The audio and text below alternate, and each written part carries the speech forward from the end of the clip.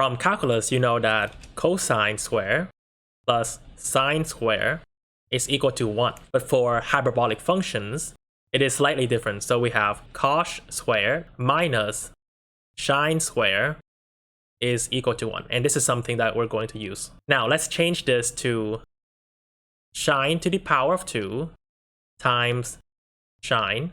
So same thing as sine to the power of 3. And we have cosh to the power of 11.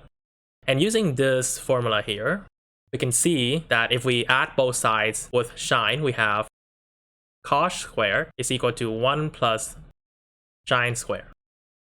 So sine squared is cosh squared minus 1. Plugging it into our integral, we have cosh squared minus 1, which is this part here, times sine times cosh to the power of 11 dx.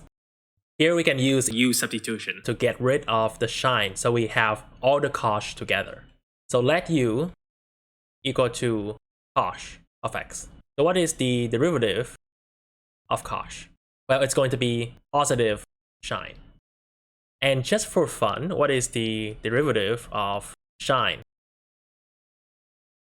Well, that's going to be cosh. So when we multiply both sides with dx here, we have du is equal to sine dx. And so dx is equal to 1 over sine du. Now we have the integral of u squared, because u is cosh, minus 1 times sine of x.